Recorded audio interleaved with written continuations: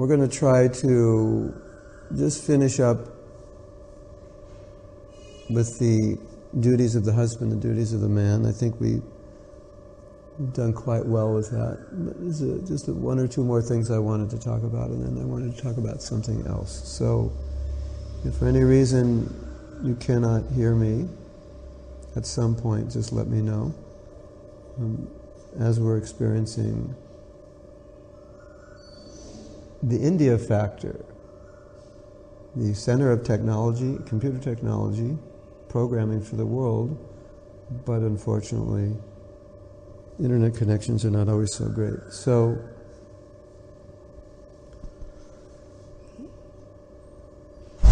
looking at one aspect of the male-female psychology, which Prabhupada talks about, is the nature of the man being independent, the nature of the woman being dependent. Now, someone may say, but there are many independent women, and there are many dependent men, and that's true. But it's not the natural, it's not the way it's supposed to be, and it's not natural.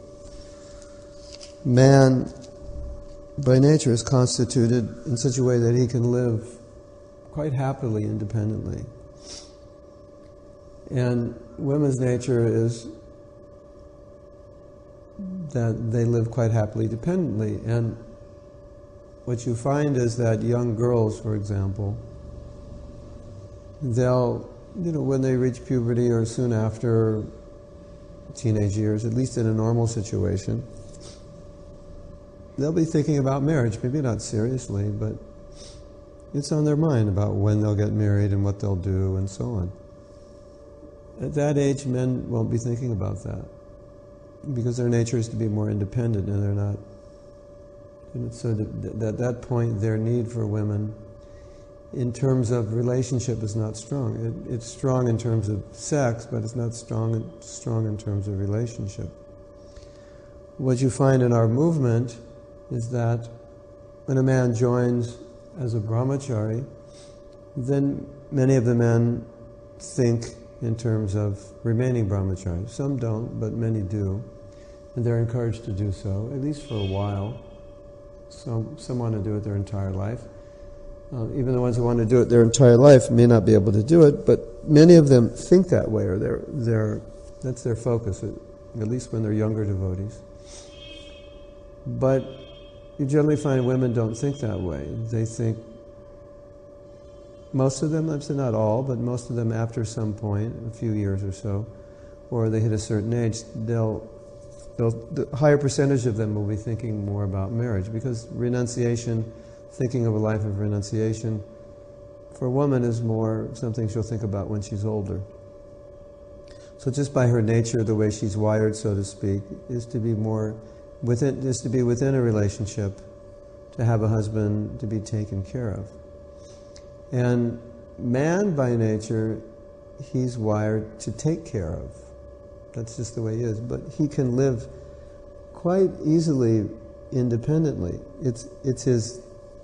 Generally it's his sexual needs draw him into relationship more than his relational needs.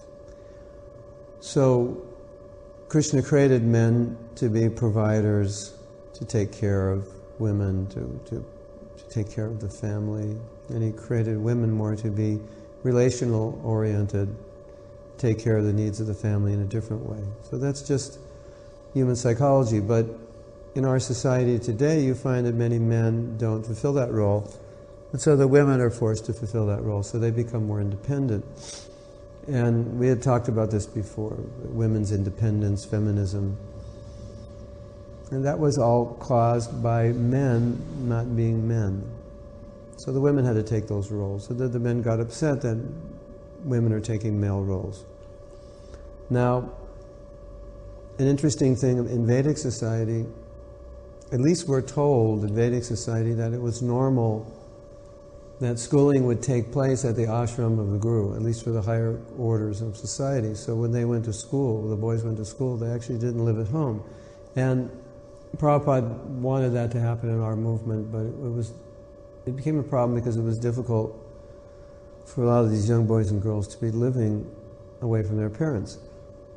Because it wasn't that their parents were always living in the community, many of the kids lived away from their parents lived in another city.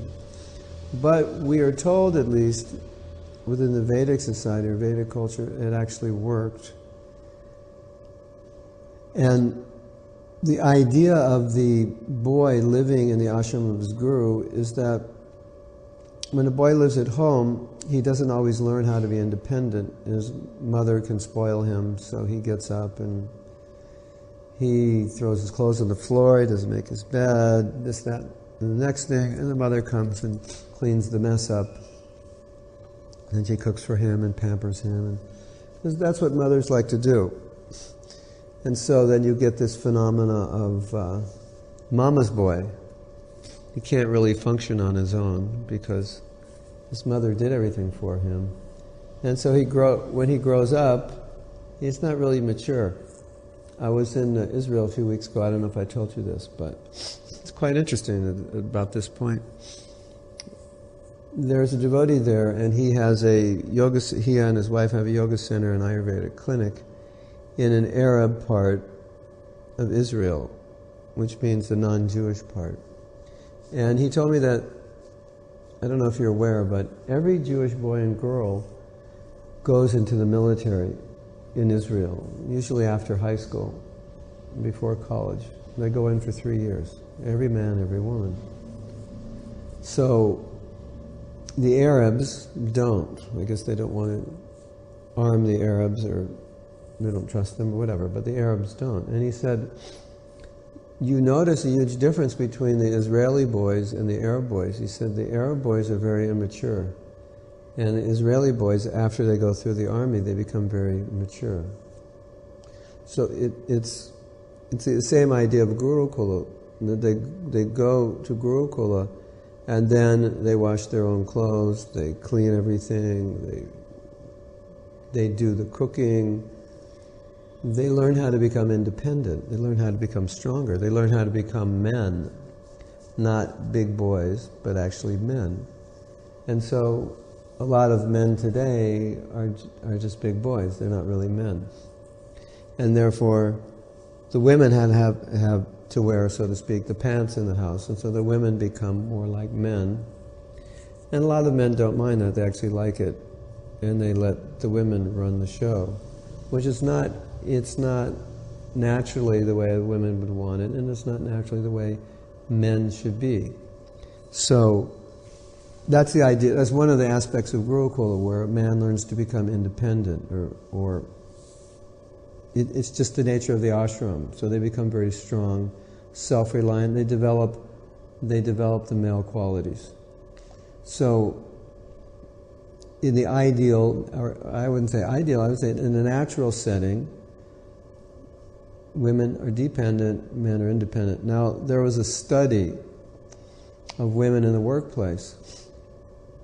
And even in women who are very well placed in the corporate world were asked, if you didn't need the money, would you work? Or would you prefer to stay at home and raise a family? And the vast majority of women said, I would prefer to stay home and raise a family, but I'm working because I need the money. But if I didn't need the money, I wouldn't work. So there is this idea that, women want to do everything the men want to do. They want to compete. They feel, the men are doing so many things. Why should we not do them? And that's okay.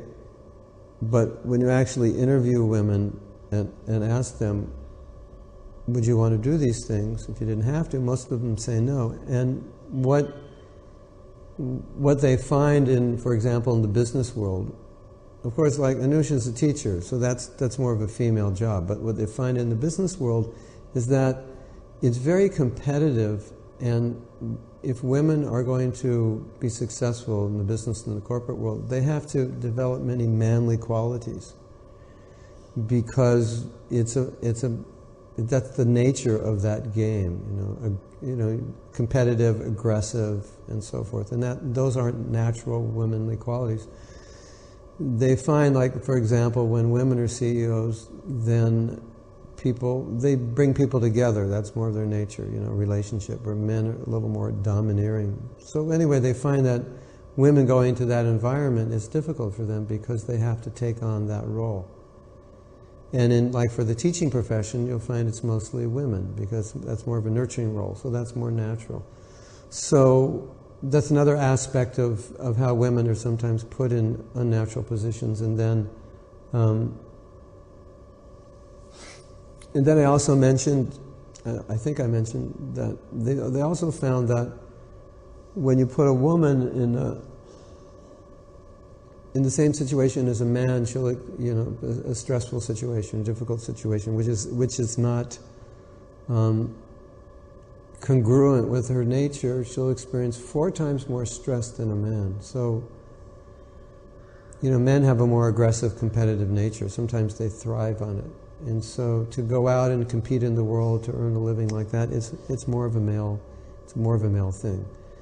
And in the Gurukula, the man learns everything that he needs to learn to be able to do that. And if you look at Vedic society, it's quite interesting. It's so much different than our society today, because in Vedic society, women weren't educated like the men, because they were meant to do something different. So now, of course, in our society today, men and women are educated in the same way. But even it's interesting. I'll tell you something. I don't know if you know this, Anusha. You'll find this interesting.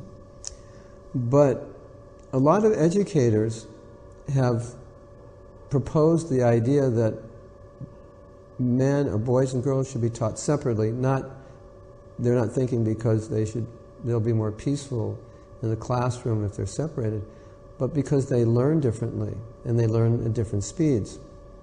So what they find is girls learn languages faster than boys. Early on, boys have much more difficult time with language, maybe through the whole schooling. Girls have an easier time, but boys have easier time with math, engineering, and so forth. Because there's a scientific reason, it's just the way the brain is wired. Men and women's brains are wired differently. And so more mechanical, spatial, engineering type things are easier for men in general, and the more creative, artistic, language areas, dance, music, girls will generally do better. So So I think the Muslims separate. Anush is saying the Muslims separate. I think they separate just because they want to keep the boys and girls separated, so the boys can focus, because around the girls it's harder for the boys to focus.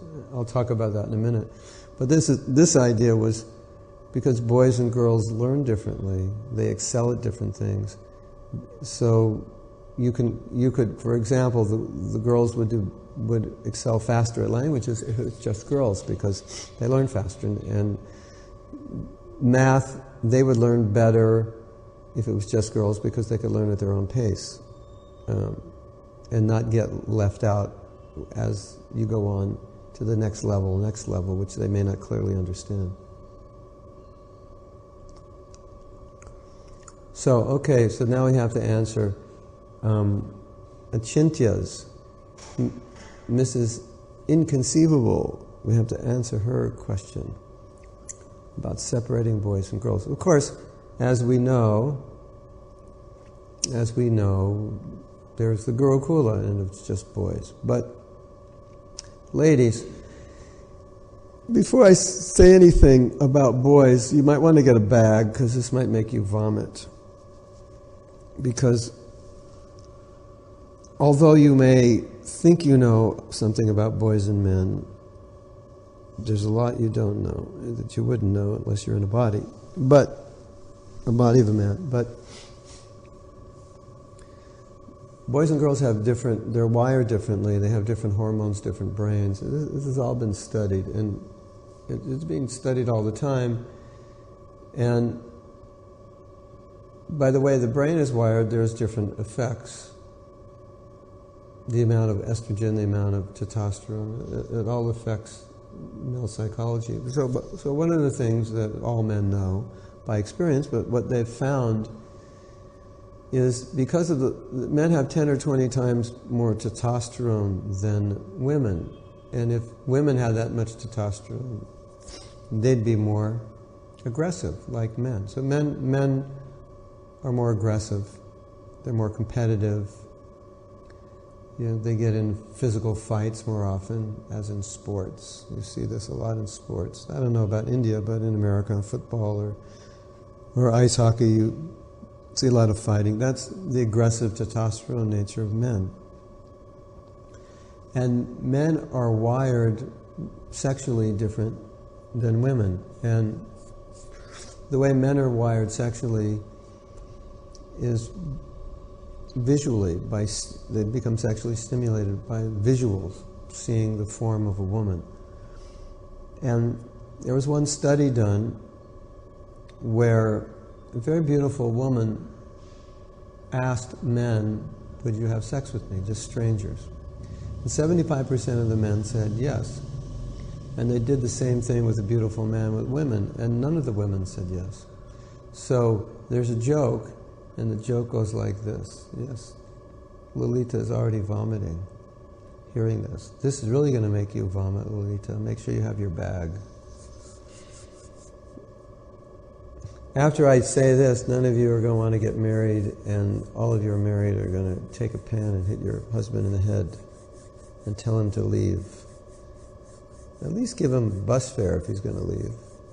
Get him so he can get somewhere, back to his mother's house. So there's a joke. How do you know when a man is ready for sex? And the answer is, he's breathing. So the women are going, oh, come on. Well, for devotees it's different because we're controlling ourselves. And there are good men out there. But as a general principle, the joke is true. That's how men are wired.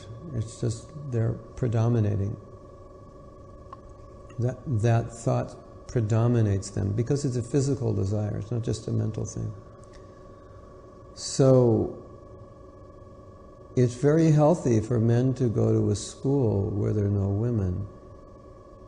And there's not that distraction. They can be very peaceful and they can focus. Because the brahmachari system and the Vedic system, as we know, is that generally marriages are arranged. So the boys and girls don't really have to intermingle and worry about it because it's going to be arranged, and they'll figure out a good match so they're happy with it because they understand that if you have the elders involved in arranging the marriage, you're probably going to find somebody better than they would find themselves.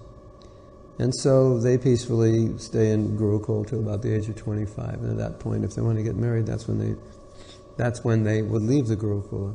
So the whole time they're grown up with men, they're learning how to become a man, they're learning how to get along with men, and they're also learning about women and their duties in Grihastha life, but they're not engaging in any affairs with women, and so they become quite strong, and what's healthy about it is their view of women is not sexually based, so they learn how to respect women, and boys are completely distracted in school because boys are distracted visually, and unfortunately the way women dress now is very distracting and disturbing, and boys are just a mess, basically. So let's see what you have to say. Chinta says, in Muslim we're taught something. Women loves lots of things, beauty, shopping, makeup, etc. However, man loves only one thing, that is woman, woman, woman. Prophet Muhammad said this. Yeah, okay. Chinta, it's time for a joke. Get out your vomit bags, women, because this will disgust you. And unfortunately, this joke is true in general.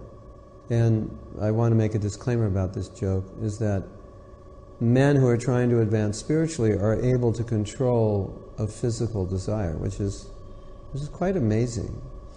So here's the joke. A woman wants one man to fulfill her many desires, which is what Achinta said. She loves lots of things. Clothes, jewelry, nice shoes, nice this, that. And of course every woman is different. Not every woman likes lots and lots of things, but in general, you see that. So she wants one man to fulfill her many desires. She wants home, she wants children, she likes nice food, nice furniture, this and that. So she wants one man to fulfill her many desires. But man is different. He wants many women to fulfill his one desire. Yes? Vallabhi agrees. So, you like that joke? A woman wants one man to fulfill her many desires, and a man wants many women to fulfill his one desire. So, Vallabhi is saying that men are all about women and sex, and women and sex, and women and sex. It's true. They are wired that way, and Prabhupada even mentions that in the Bhagavatam. That's why there's polygamy. And he says because man's sexual desire is very strong. And so a man is wired in a way that he's not actually satisfied with one woman. So traditionally there's been polygamous marriages, because that's the nature of man. And so in our society we have monogamous relationships, which is not easy for men, which is why men often cheat on their wives. So, yeah, until death man will not stop looking at women. So that's just the way men are wired, unfortunately. They're wired to be polygamous. They like that. That's physically how they're wired, and they're visually attracted to women. Now I'm going to tell you something, ladies, that will make you vomit again. But I think it's important that you understand this, and I think it's important that in looking for a man that you make sure that he doesn't have these qualities, and for men you make sure you transcend these qualities. But statistics are, okay, the water pump is stopped. Wow. I'll answer your question, Achinta, in a second. Statistics are interesting about men cheating on their wives. They say about half the men cheat on their wives, which means they have an affair, which means that it's just a sexual affair. It's like, so how does a man look at the sexual affair? He looks at it much different than the wife, because for many women, if the man cheats on her, then she's finished with him. She can't deal with it. But when a man has an affair with a woman, in most cases, it's not a relationship affair. He actually doesn't want to leave his wife and kids. He loves his wife and kids. So his sexual affair is like, it sounds stupid, but it's almost like going out just to have some fun, like a sport, or going out to the bar and drinking, or going out and playing golf, and just go out with this other woman and have sex. That's, as weird as that sounds to a woman, men can understand that, because it's like women, how can we explain it to you? Imagine you're starving to death, and you can't go another moment unless you eat something. And the food around the house is like, you've been eating the same thing for a long time. You want to go out and have something new. So that's kind of like the man, His wiring sexually is like you're starving to eat, and there's nothing in the house you want to eat. So you go out, get something different. So he just wants to go out and get something different. So you look at that and go, that's crazy, that's weird.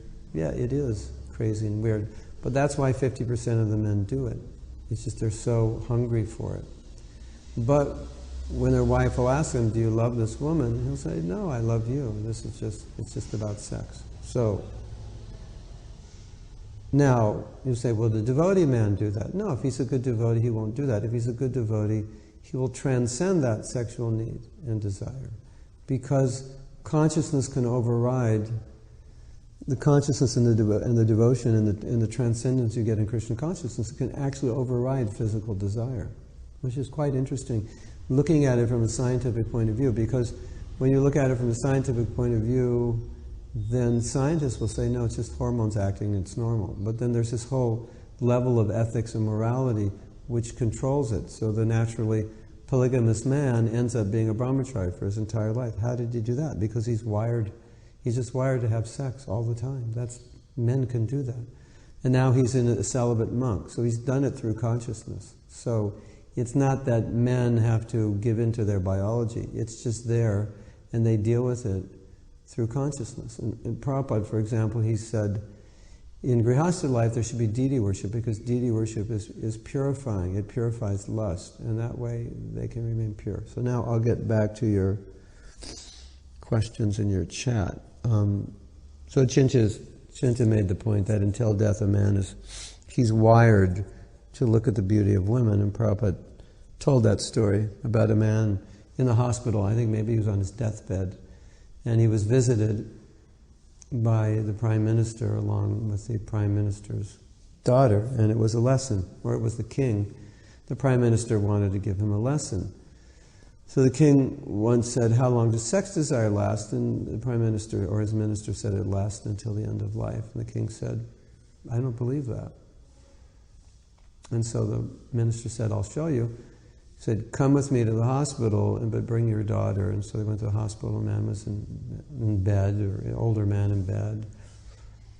And he said, "When we come in, look at the man, see what he looks at." And as soon as they came in, his eyes went right to the young, beautiful daughter. So then the king said, "Now, yeah, I understand what you're saying is true." And Prabhupada said that also. He said that physically the man may lose the desire, but it doesn't mean he loses the desire internally. So a lot of desires will vanish physically, but if we're not Krishna conscious, they'll remain. If I could do it, I would do it. And that's why this whole market of Viagra and other sexual stimulants, it's because the man gets older and his sexual energy, he loses it, but he doesn't lose the desire for it. And for a man who's Krishna conscious, if he loses his sexual energy, he'll think, "Oh, well, this is good, because now I'm not disturbed by the strong pulling of the senses. So this is helpful." But a materialistic man, because he still has the desire for it, he thinks, "No, it's bad that I've lost it physically, I have to arouse it." So he'll take drugs, or he'll do something to arouse it, which from a Krishna conscious point of view is complete insanity, because Krishna arranges that as we grow older, it's easier to become renounced, because the pushings and pullings of the senses, they calm down. So when you get older and your senses and desires calm down, you think, "Oh, this is good, because now I can be more Krishna conscious, I can be more peaceful, I can be more focused." But these foolish materialistic people think, "No, we have to agitate it again." So it's actually pathetic when you think about it, what's going on in modern society. And Prabhupada also explains that, or Ayurveda explains that if a man retains his semen throughout life, he'll be very strong and he'll have a powerful mind. But most men they're not retaining semen. They're having so much sex, so their body they're just weak. They become weak physically and mentally. It's a mess. So then. Okay, so Prabhupada said until there's death, man won't stop looking. Polygamous is sexual attraction. Why Prabhupada allowed it? So, initially Prabhupada allowed it because he wanted to get all the women married. I think it's in the Chaitanya Charitamrita, Prabhupada said all the women should be married. But then he made an interesting statement in the next sentence, that all the men should be brahmachari. So what did he mean? He meant that ideally a woman will do better if she has a good husband, because as we said, her nature is dependent. And a good husband means one who's steady and stable in Krishna consciousness, one who can guide her, and one who will take care of her. So it's just, she does very well in that situation. So then Prabhupada went on to say, generally there are more women in society than men, so polygamy was allowed so that every woman would be married. Now, Prabhupada said, if a man could take care of more than one wife financially, then he could do it. So he allowed it. And then they said, Prabhupada, but it's illegal. Then Prabhupada said, okay, then we can't do it. But he allowed it in principle, and it doesn't mean that it would have worked. A lot of things that, maybe not a lot of things, but some things that were Vedic, Prabhupada wanted us to do. He said you could do it, like, for example, the Gurukul. And so the kids were sent to the Gurukul, maybe thousands of miles away from their parents. But it didn't work, because the kids they needed their parents, and the teachers were not trained well. It just didn't work. So, as I said, it worked in Vedic society, but it didn't work for us. So, now what we find, for example, in Mayapur we have a Gurukul, but most of the parents live there, and the boys live at the school, and they come home on the weekend for half a day or something. So there's still a connection that works better, or it works better when the boys are older. So with the Vedic, so Prabhupada said we could do it, and they said no, it's illegal, and then Prabhupada said we can't do it, but he explained. Then he also said, well, man's sexual desire is so strong that actually he wants to have many wives. And why? Okay, ladies, get your vomit bag out again. He said because he could have a lot of sex, because he has a lot of wives. Now that's not for devotees, he's talking about in society in general. And then another factor, Prabhupada said, is in Vedic society there were prostitutes. And then you think, oh my God, prostitutes, how could that be in Vedic society? So then Prabhupada explained, because man's sexual desire is so strong, if they're prostitutes, then he doesn't have to hunt down virgin girls and pollute them, which is what's going on in society today. Because most boys and girls, at least in America, they're having sex in high school. And so the ideal is a woman remains a virgin until married. So in order that the girls can remain virgins, they have prostitutes. So the lusty man who couldn't control himself, or who needed to cheat on his wife just because he needed something else to eat and he was really hungry, didn't hunt down and pollute poor innocent girls and make them think that he loves them and sweet talk them and take them out to dinner, tell them how beautiful they are, and then have sex with them and then never see them again, which is what men do. So they just had prostitutes. So as weird as that seems, it actually works. And even more weird is some of those prostitutes were devotees. Don't get any ideas, but we have regular principles to follow, but those prostitutes were devotees. Not that any devotee woman would think of doing such a thing, but in those days it worked. So that's why Prabhupada allowed this. So the sexual desire of man is so strong that, as I said, that he can make a woman think that he loves her when actually he doesn't. He just loves her body. So, ladies, whenever a man says, I love you, you have to ask a very important question. Do you love me or do you love my body? And if you want to get more direct and you're very bold, like all of you ladies out there, I know you are, you can ask, do you love me or do you love having sex with me?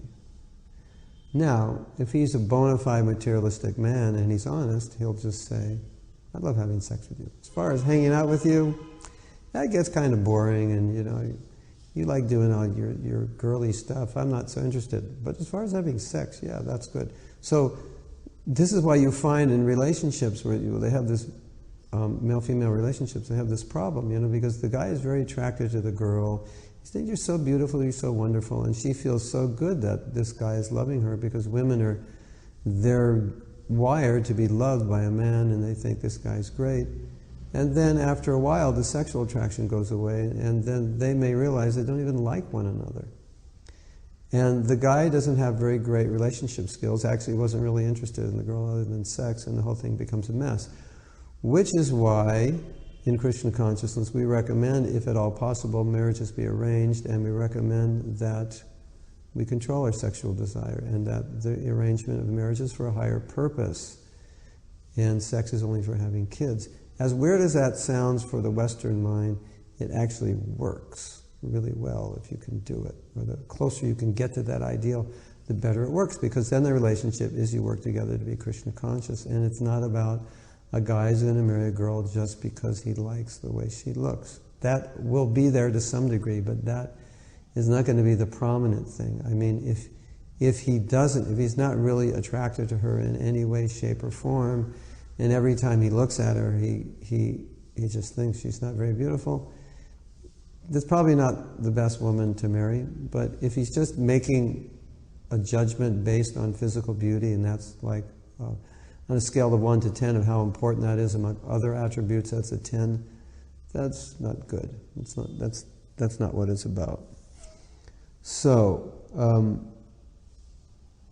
when you see men like this, ladies, it's not their fault, it's actually their hormones. Now,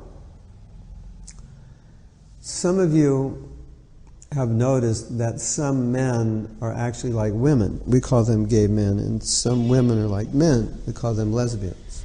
Or in America, call them butch. And sometimes you'll see these men, they're very feminine. And sometimes they'll even wear makeup, and they'll be interested in things that women are interested in. And you'll find these women who will be like men. They're like men. They have short hair. They may like motorcycles. They like men stuff. They may be competitive. And so what they found hormonally is that those women have more testosterone, and those men, they have more female hormones in them. That's just so that's why they're more like women, and the men are more like men. So men, because of the high degree of testosterone in them, they have hair on their face, and their voices are lower, and they're more aggressive, but also they're more sexually oriented. So, like the joke is, how do you know a man's ready for sex? He's breathing. Women are not wired that way. Women are not ready for sex. With women, for them to be sexually aroused, although it's a weird topic to talk about, but I just have to make this point, is it's affection, it's relationship oriented, it's touching. Like for men sexual arousal is just visual, and it's not relationship oriented. That's why a man can just go to a prostitute and have sex and leave. And most women find that disgusting, and they can't understand that. So, ladies, just understand that's how a man is wired. He's wired to have an extremely strong appetite for sex, and that way the species get procreated. So just a man who is able to control his sexual desire, you should have all respect for him, because it's really wonderful that he's doing that. It means he's on a very high level of consciousness.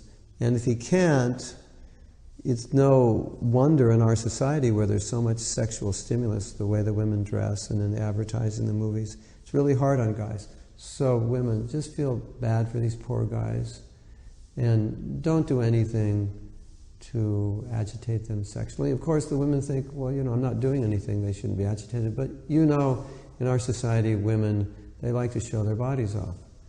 And so that's agitating to the men, because that's how men are sexually attracted. So,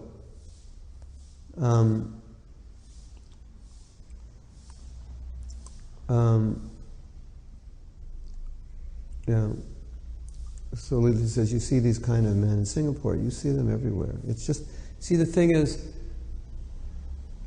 a brahmachari is trained to see women as mother, he's trained to respect women, right? So, in my class in Sexual Purity for Men, one of the underlying principles is that a man has to learn to respect women. And when the sexual desire becomes strong, and a man starts to depersonalize women, and he just sees her as a means for fulfilling his sexual desire, which is completely disgusting to a woman. But the problem that women have is that the man says, I love you, and she believes it, when actually he doesn't even always realize it. It's just that he loves the sex, and she gives it to him. It's a huge mistake. As I say, a woman should never give sex to a man until she's married. And even after married, until she's convinced that he will stay with her, and it's not just about sex. So, because these poor men in Singapore and around the world were not trained to see women respectfully, but they saw women, rock stars, half-naked dancing. They saw women in pornographic movies and porn everywhere. They see women on billboards, half-naked. So much advertising is there with women half naked. And they even get encouraged by this by their fathers. It's terrible. So that's the stimulus they're getting. Plus, they're already wired sexually. So, without them learning to respect women, having some religious values, spiritual values, moral values, they have a really hard time with this. And that's why so many men cheat on their wives, and so many young boys, when they go on a date with a girl, they just want to have sex, and if she doesn't want to have it, sometimes they'll forcibly do it. They have so little control, because they're not seeing a woman as someone to respect, as goddess, as mother. They're seeing the woman more as an object, or as Prabhupada said, as a machine for sex. And it's really important that women understand this, so that you never end up with a man like that. Now, you might end up with a man who respects you and so forth, but he also sees you as a machine for sex. So both things can exist. But you really want to end up a man who respects you and respects your desires and needs, and who wants to be Krishna conscious, and who wants to use sex for having children, not for using you as a machine. So, ladies, understanding this, you can be, I don't know if the word is compassionate, but you can just understand that the male machine is much different than the female machine, the way it's wired sexually, and understand the troubles that the men have. And so unless man is grounded in extreme respect and honoring of woman, he'll tend to be overcome by his sexual desire. Even if he does respect and honor, at least if he respects and honors, he'll only have sex with his wife, and he'll take care of his wife. Now, this of course brings up the discussion of sex with one's wife, and we had discussed this in other classes, but I just wanted to throw out something. I don't know if we discussed contraception, but Prabhupada was against contraception, because we had discussed the idea that a broader definition of illicit sex, of no illicit sex, is that you keep sex to marriage. So you do it with your husband or wife. And that's a broad definition, not the strict definition, but a broader definition. And that would mean that you take responsibility, and if there's pregnancy, there's no abortion, and so forth. But Prabhupada was against contraception, because he said a soul is meant to be placed in a womb, but if you take contraceptions, then it can't develop. And he said by nature's law it was actually meant to be placed in that womb, and then you interfere with nature's law, which is a whole other topic. You say, but isn't it karma if I take contraception and he's not born? And Prabhupada's saying, no, it was his karma, and you did something unnatural. So this is a whole other topic, but just to throw this idea out that we can actually interfere with the laws of karma if we do crazy things. Isn't that an interesting thought? And that's what Prabhupada's saying here. This soul is destined to go in this woman's womb, but she takes contraception, so the soul is in the womb, but it can't develop a body. So Prabhupada said it's like you're in an apartment and you're meant to live there, but you're not allowed to live there. You move in and then they kick you out. So contraception is very sinful, and so this idea of illicit sex being no sex except for procreation, but the broader definition being illicit sex being keep it to marriage, but there's no contraception. So if the woman gets pregnant, there's no abortion, and you take responsibility. So that also would curb the desire, because you may already have enough kids, and you're thinking, oh, we don't need more kids. And then the husband, who's so sexually wired, says, yeah, but honey, but let's just do it during the time when you're not ovulating, and then we won't have kids. But a lot of times, she still gets pregnant. So it's just the way Krishna arranged it. So he arranged for a man and woman to stay married, to take care of kids, and that sex remain within marriage, and there would not be contraception. So all this stuff it's all this modern stuff. It's very sinful.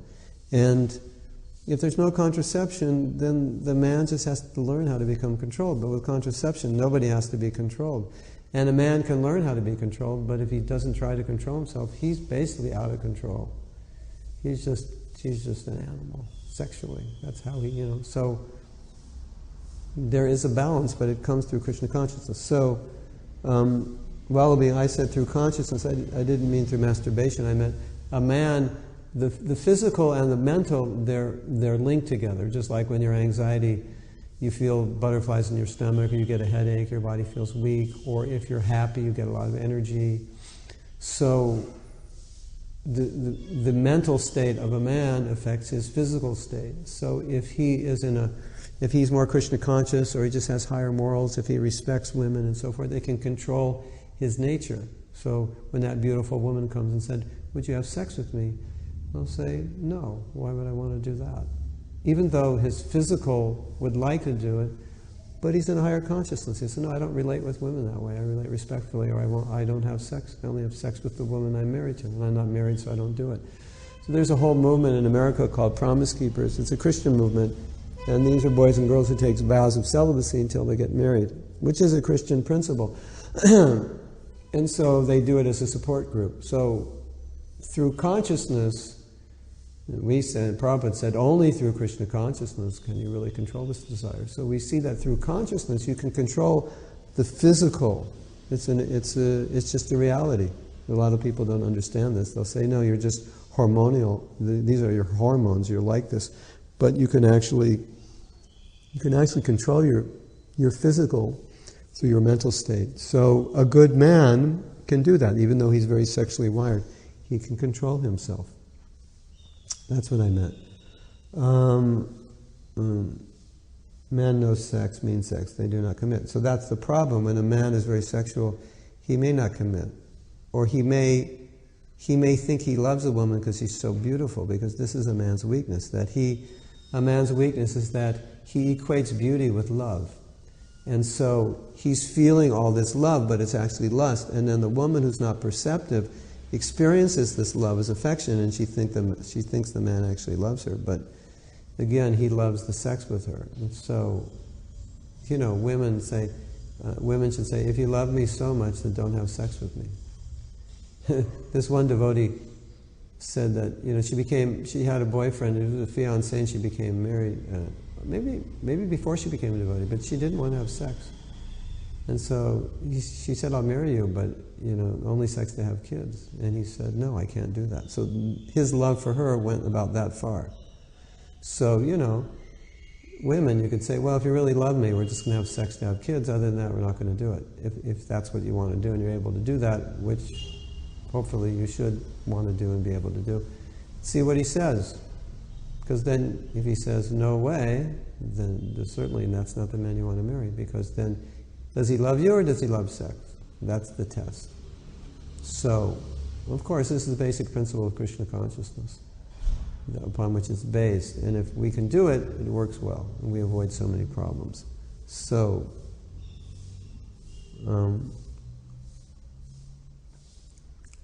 now, then we go to this point, I don't know if we discussed it, that sometimes in marriage, a man or a woman will say, we only having sex to have children, and we have 2 children, but I just can't control myself. I'm going crazy, and if I don't have sex, I'm going to go to a prostitute, I'm going to go with another woman, So that's disturbing to the relationship. It's not healthy.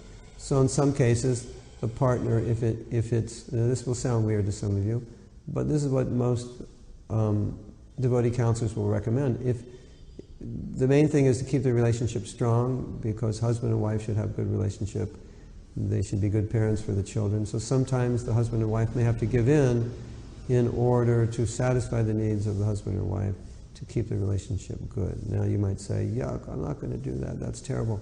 But if it would cause your husband or wife to go off with another man or woman, then you need to do it to keep stability. And then accept the consequences, It's just, married life is complicated, and this is one of the most complicated aspects of it because of how we're wired. But the idea is to stay together and have a good relationship. Now I know some women will just say to their husbands, "So that's what you want to do? Get out of here, I don't want to see your dirty face anymore." But a more compassionate approach is you want to keep the marriage together and you want to fulfill his needs if it is a need which you could help him overcome by fulfilling it, because ultimately you want to help him overcome it. And again, women, these poor guys are so overflowing with testosterone, they're like, it's tough for them sometimes. Again, they can't control it if they're good devotees, and not every devotee man will end up in a situation where he's telling his wife, "I have to have sex or I'm going to tear the house down." But sometimes, unfortunately, it's like that. And these are just realities, behind-the-scene realities that some householder couples have to go through.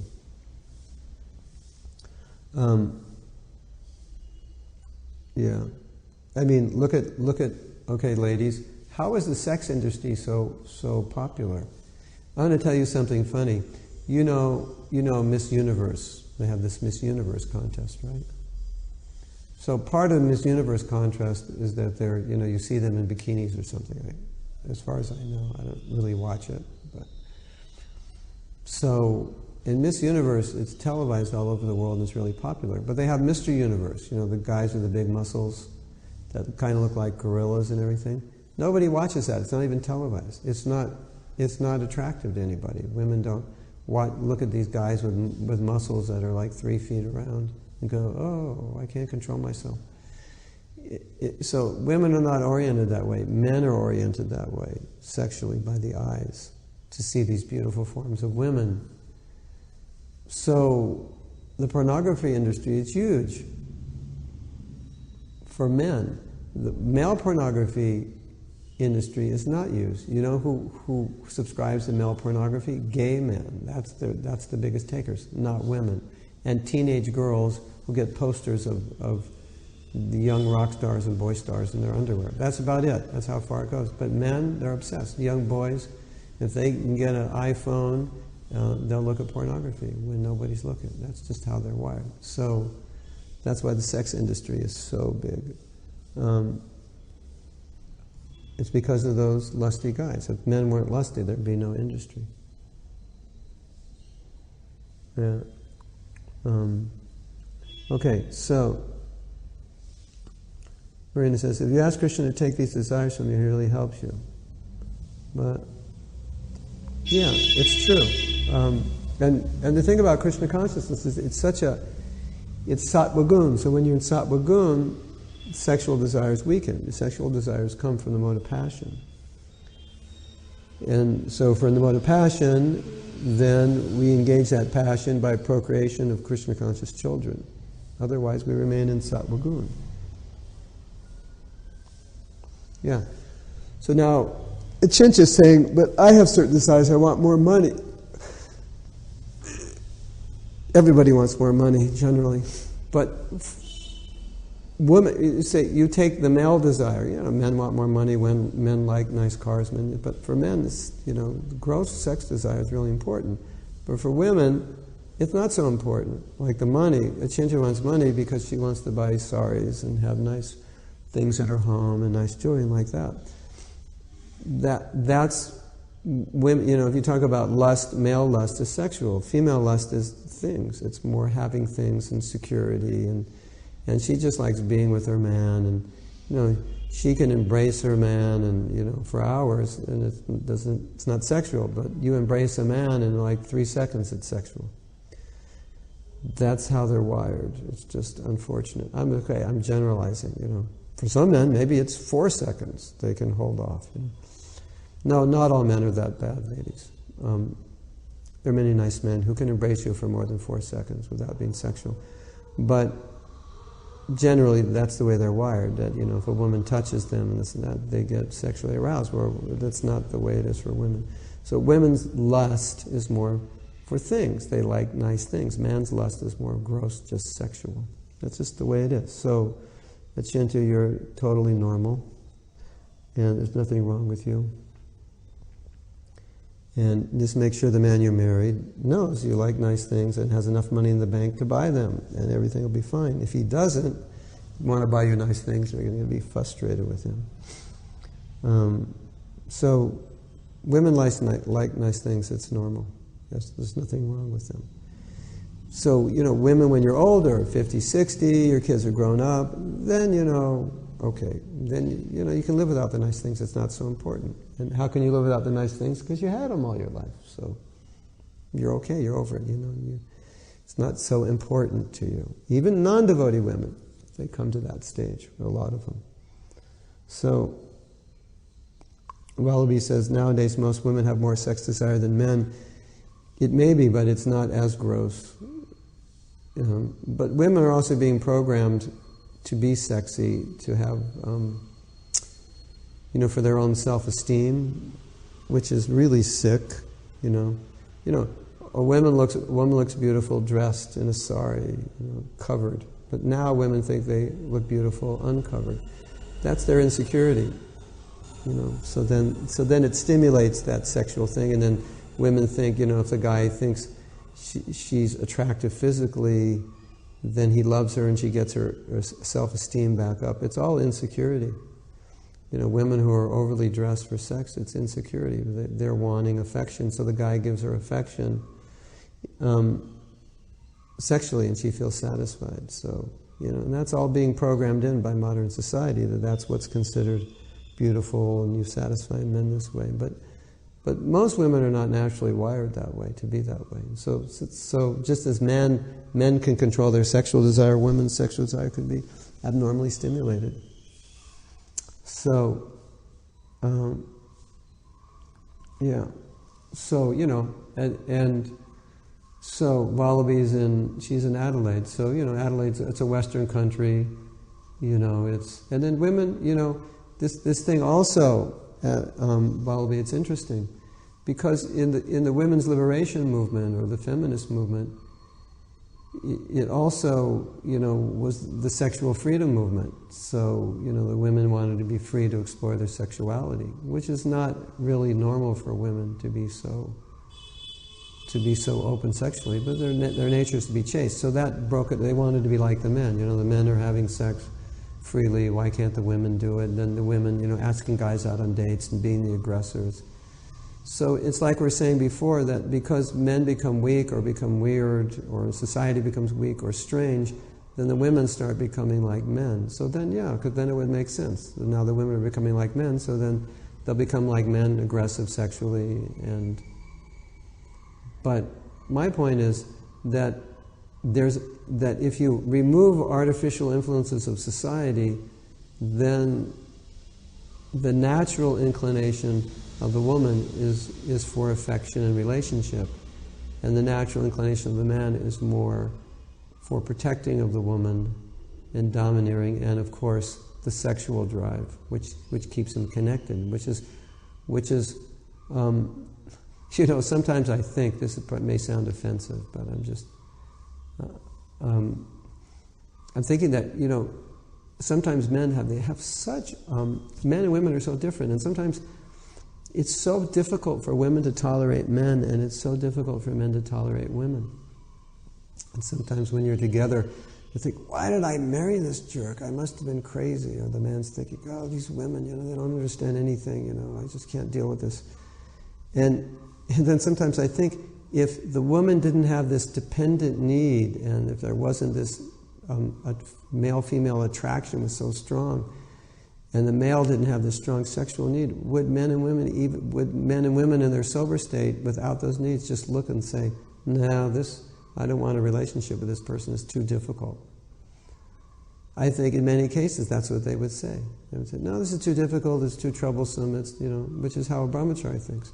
But men and women, they're not wired that way, because this is how the species are procreated. So men are wired in such a way that the physical attractions make them overlook all the inebrities of the female, and the female's need and dependency on this strong man take care of her makes her overlook his inebrities, which you become well aware of after you're married, which is why we're having this workshop, because after you're married, then you have to deal with all these inebrities, all these problems, because they do exist. But you can learn how to deal with them nicely. But it's a reality of marriage that they say that when you're in love, these hormones are secreted, and they make you blind to the faults of the other person. So it like bonds you together, and then you only become aware of the faults later, which is when you have to start working on developing relationship skills, because the person doesn't look as beautiful and as wonderful as they did before. So it's a mechanism to bring male and female together. And so you read in the Bhagavatam how this sexual attraction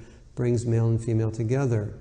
And if that sexual attraction is not strong in a man, or that a female didn't have that dependency or need for that male guidance and protection, then most women wouldn't get married and most men wouldn't get married. That's why brahmacharis don't get married. They don't have that need. So the point of Krishna consciousness, the way Prabhupada explains, is because men and female are wired that way, there will be that attraction. They will come together. The brahmachari sees a woman in the temple he's attracted to, or a woman sees a man she's attracted to. It's natural. So Prabhupada's saying, because we're conditioned souls and because we're wired that way and the attraction will be there, now we have to learn how to make it Krishna conscious. But if we don't learn how to make it Krishna conscious, then we end up like the non-devotees, and we just, we run into so many problems in which the man is trying to enjoy and control his wife, the woman is getting frustrated, and so forth. So we're just dealing with these realities as conditioned souls, that this is the way the world was created. This male-female attraction is so strong. But if it wasn't so strong, then the world would finish. And souls have karma, and they're meant to come to this world, and someone has to be their parents. So if there wasn't this strong physical and emotional bonding and need, then men and women would just look at one another and say, well, it's better we remain separated. Life will be simpler and happier. That's brahmachari life. That's Mother Teresa. That's the nuns. They marry Jesus. Jesus becomes their husband. So most of us don't have that consciousness. We have the needs for a relationship with the opposite sex. So that's why it's so important to learn how to make it work in a way in which we're peaceful, so that we can, by this combination, have even more energy for serving Krishna. So that's an important principle, an important factor. So that's what we're talking about. So let's go down.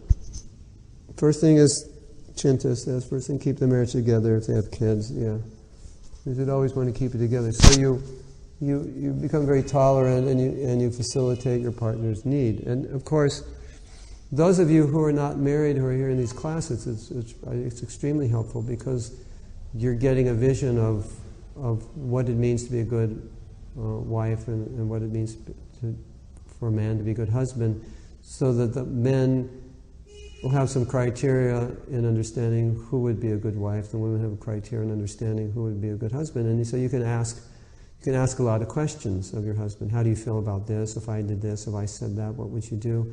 And Anusha and I, we had some fun with one man that she was chatting with about the possibility of this man being a husband for her, just beginning the relationship. And so I asked her to ask a few questions which could very easily upset a man, and he became upset by the questions. And I thought it was really good, because we very soon realized this man, in his present state, will make any woman quite miserable if he marries her. So there are key questions you can ask, such like, Prabhuji, Prabhupada says the husband should be the guru. How do you understand that? I understand it that she should be submissive and do whatever I say and not fight and be obedient. And I'm the guide. And you say, well, what about my guru? Well, I'm the guru in the house. You do what I say. So you understand and say, well, it was nice talking to you, and have a good life. And then you know that's the wrong person to be around. So through these classes, you can understand what qualities a man should have, what qualities a woman should have, so that in looking for a spouse, you can determine how many qualities this person has, or if he has or she has the important qualities. Now you say, what if you're already married? If you're already married, then you're basically just working on yourself. Before you're married, you're looking at the other person, you're checking it out. Just like before you decide who your guru is, you look. But once you decide, then you're just focusing on yourself as a disciple. So once you're married, then you're focusing on your duty as a husband or wife. It's just before you're married, you can be very critical. And not only can you be, you should be. So, we're a little behind on the chat. Okay, tolerate the partner's desire. You regulate from many to zero. Male gaze, look at man's body. Yeah. Because a male gaze is like... he's a woman, and vice versa. He has the female nature mentally, and also physically in many ways. It's just he has a male form. It's a hormonal thing. It's totally hormonal. I want to tell you something that you're going to find really strange, but rats, when they're babies, their brains develop after they're born, whereas humans, their brains develop in the womb. So they did experiments with rats, and they gave rats, like male rats, female hormones in their brain, I guess, injected the part of the brain. Maybe Marina understands this better than I do. Anyway, we don't have to understand scientifically, but anyway, they injected female hormones in the brain, and they turned male rats into, they turned female rats, the other way around. They injected male hormones in a female, and the female became a male. And then they actually found out that the Russians did this with humans. You couldn't do this in America without being taken to court. But they injected male or female hormones in the opposite sex in the womb, and they changed the sex of the person. So one of the things they're finding out about gay women or gay men and women is that there's a chromosome that's responsible for your maleness or femaleness, and some men have the female chromosome and some women have the male chromosome. And some women have little facial hairs, and their bodies are bigger and so forth. So there's a lot of chemistry around that, and that's why you'll see a gay man who's very feminine. Not all gay men are feminine looking, some are, but so there's a lot going on hormonally and chromosomally. And which is it's good to understand, because a lot of times we think that these gay men and women made choices, but many of them, that's just how they were born, and when they hit puberty it all hits them. And you see them, they're like helplessly drawn to act like a man or a woman. And then you have another interesting phenomenon. When it goes to the extreme, then you'll get like a man